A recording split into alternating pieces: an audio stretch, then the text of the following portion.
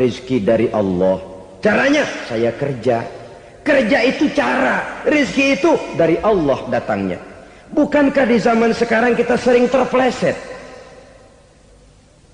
Ini merupakan cerminan dari rapuhnya akhlak kita kepada Allah Subhanahu wa ta'ala. Karena usaha saya memang, karena saya peras keringat banting tulang, tentu. Tapi sadarkah kita bahwa sepanjang yang bisa kita lakukan cuma berusaha, peras keringat banting tulang, pergi pagi pulang sore. Tapi bisakah kita memastikan hasil usaha kita? Apalagi yang paling dekat, misalnya saja yang sungguh-sungguh di luar jangkauan kemampuan kita, soal rezeki, soal jodoh, soal maut. Kitakah yang mengatur? Kitakah yang menentukan? Subhanallah. Manusia sungguh tidak berdaya menghadapi 3 hal paling pokok ini.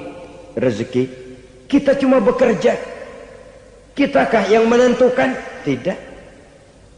Kita berusaha saja, rezeki belum pasti dapat. Apalagi kalau kita tidak berusaha. Jangan terjebak dalam fatalisme. Belum perang udah nyerah. Emang dasar rezeki datangnya dari Tuhan, gak usah kerja, dan ntar juga kalau dia datang. Dari mana datangnya? Kerja saja belum tentu dapat rezeki, apalagi kalau tidak kerja. Yang jelas usaha perlu kepastian, itu urusan Allah. Ini akhlak kepada Allah Subhanahu wa ta'ala. Jodoh juga begitu. Kita berusaha, kita berupaya, Allah menghendaki lain jadinya. Maut juga begitu. Siapa sih yang pengen ngadepi maut? Siapa sih yang pengen mati? Siapa sih yang pengen ketemu malaikat Israel? Tidak seorang pun kalau ditanya, kecuali mereka yang putus asa ya.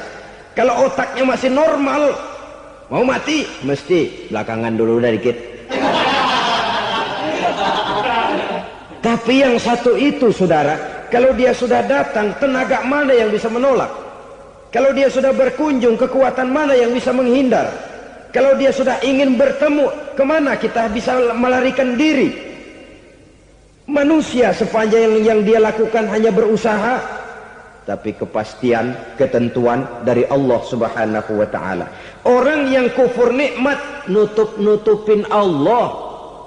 Dia merasa rezekinya adalah mutlak peras keringatnya. Seolah-olah Allah nggak punya peranan apa-apa di situ. Oh, ini kan saya bisa rumah begini karena saya kerja keras.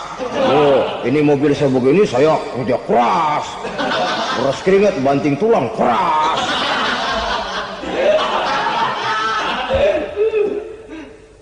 Saudara-saudara kaum muslimin rahimahkumullah. Jadi menutup-nutupi Allah. Akibatnya nanti kalau dia berhasil, Allah ketutupan.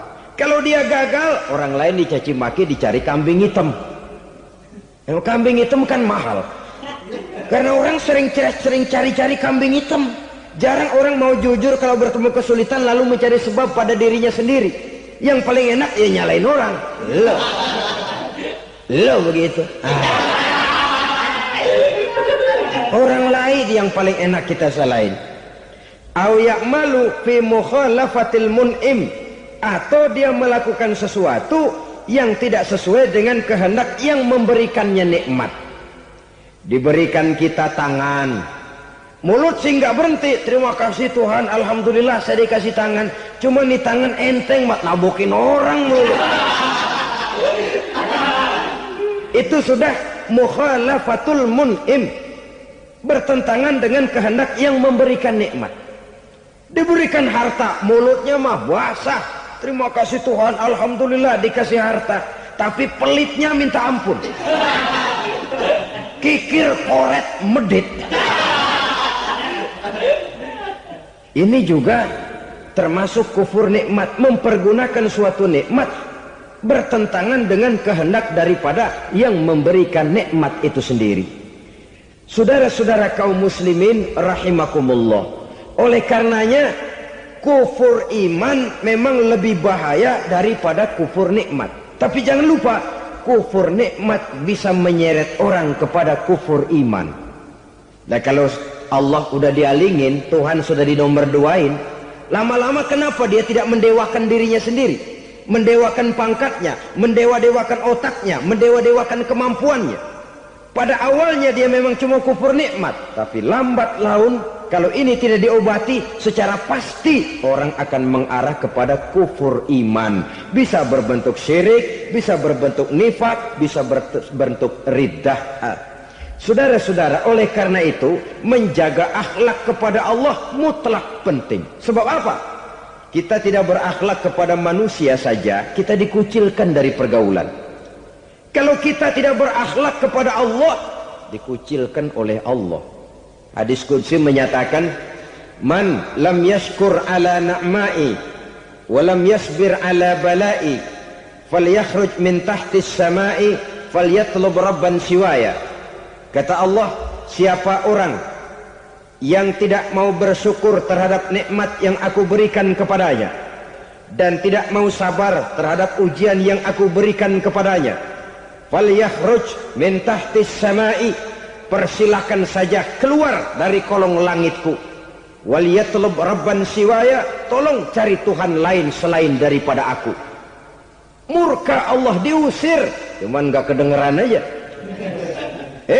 Siapa yang tidak mau syukur terhadap nikmatku, siapa yang tidak mau sabar terhadap ujian yang aku berikan kepadanya, persilakan keluar dari kolong langitku ini, cari Tuhan lain selain aku.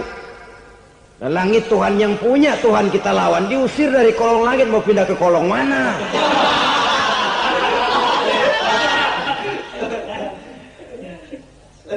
Jadi jangan merasa kufur nikmat kan enteng. Iya, kelihatannya begitu, tidak sebahaya kufur iman. Tapi kufur nikmat ini merupakan anak tangga yang kalau kita sudah mulai naik, kita akan naik terus sampai kepada tingkat di mana kita mengalami kufur iman. Kalau sudah ke sana, maka akhlak kita kepada Allah terkenalah erosi, terkena polusi, hancur akhlak kepada Allah, dan itulah sumber kesengsaraan abadi. Kalau cuma kita tidak berakhlak kepada manusia, barangkali resikonya cuma kehidupan di dunia ini. Mungkin juga ada kehidupan akhirat. Tapi kalau sudah tidak berakhlak kepada Allah, dunia akhirat kita rugi dan celaka. Maka pada kesempatan ini saya mengajak, marilah jaga baik-baik akhlak kita kepada Allah. Satu kali kita bertauhid, sampai mati kita bertauhid. Satu kali la ilaha illallah, jangan tergelincir lagi kita keluar daripada kalimat itu. Satu kali kita bertuhankan Allah, jangan bertuhan yang lain selain daripada Allah. Jangan sekutukan Allah, jangan samakan Allah dengan sesuatu, jangan mengangkat yang lain sama agungnya dengan Allah. Sebab dengan demikian kita seolah-olah sudah mengotori akhlak kita kepada Allah Subhanahu wa ta'ala. Ini berat, saudara-saudara. Ini tidak ringan. Kadang-kadang saya katakan tadi, masalah ekonomi, kadang-kadang persaingan hidup yang makin tajam, di tengah lapangan kerja yang makin sulit, di tengah orang banyak potong kompas. Kalau berpatokan kepada nilai tauhid, la ilaha illallah, tidak ada Tuhan selain Allah, maka saya tidak akan takut kecuali hanya kepada Allah. Saya tidak akan menggantungkan hidup kecuali hanya kepada Allah. Saya tidak akan minta rezeki kecuali hanya kepada Allah. Kadang-kadang situasi yang nekat membuat kita kehilangan keseimbangan, kehilangan pertimbangan, picik pandangan. Akibatnya kita merusak akhlak kepada Allah Subhanahu wa ta'ala. Ironinya kan orang sekarang kalau ditanya, lu nyolong ya? Iya. Kok berani? Emang. Lu nggak tahu Tuhan lihat? Tahu. Kok nyolong juga? Biarin. Kalau Tuhan mah lihat, jangan kagak ribut. Enggak ribut katanya. Kalau orang lihat, 2 orang saja tahu, geger kelurahan. Ini kan sudah mendustai dirinya sendiri, sudah merusak akhlaknya kepada Allah Subhanahu wa ta'ala. Tuhan enggak ribut katanya. Saudara hadirin yang saya hormati, jadi oleh karenanya akhlak kita kepada Allah merupakan basis daripada kehidupan beragama. Kalau itu sudah mulai rapuh, mulai terkena erosi dan polusi, mulai rusak, dikhawatirkan nanti nilai ibadah kita kepada Allah juga akan turut ambruk karenanya.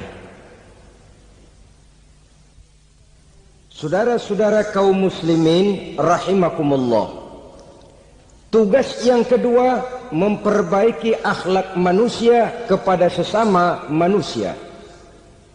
Kita tahu Islam sesuai dengan namanya adalah agama damai. Maka akhlak manusia kepada sesama manusia menempati porsi yang penting dalam kehidupan beragama. Bagaimana seorang muslim bergaul bertata krama terhadap sesama manusia. Mari kita lihat lebih jauh persoalannya. Untuk memudahkan pembicaraan dari kacamata agama, kita kelompokkan saja manusia itu dalam dua. Pertama yang seiman dan yang kedua yang tidak seiman. Yang tidak seiman itu kita sebut saja kufur atau kafir. Nah, kepada yang kafir pun kita diajarkan untuk berakhlak.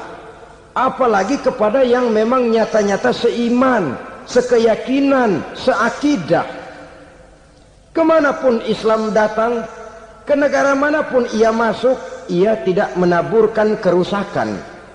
Jadi tidak benar kalau orang pernah itu menggambarkan, saking sentimennya seorang orientalis pernah menggambarkan Nabi Muhammad di tangan kirinya Quran, di tangan kanannya pedang. Menggambarkan seolah-olah Islam dikembangkan dengan kekerasan. Sebenarnya tidak sama sekali. Kalaupun dalam sejarah perkembangan Islam pernah terjadi perang, maka perang dalam Islam sesungguhnya apabila kita amati sejarahnya bukan untuk memaksakan agama, karena memang agama tidak bisa dipaksakan, tetapi justru untuk mempertahankan agama dari segala macam hambatan, rintangan, hinaan dan fitnahan. Tapi kemanapun yang jelas Islam masuk, dia tidak pernah membuat kekacauan, kerusuhan ataupun penghancuran. Candi Prambanan bahkan dipugar, gereja-gereja tidak ada yang dihancurkan oleh umat Islam. Kenapa? Islam agama damai. Soal agama, soal lakum dinukum waliyadin, la ikraha fid din, qad tabayyana ar-rusdu minal ghayy. Tidak ada paksaan dalam beragama, sebab nyata yang benar dengan yang tidak benar. Belum pernah ada orang kafir masuk ke perkampungan orang Islam lalu dikejar-kejar, diteriakin kafir, kafir, sunatin.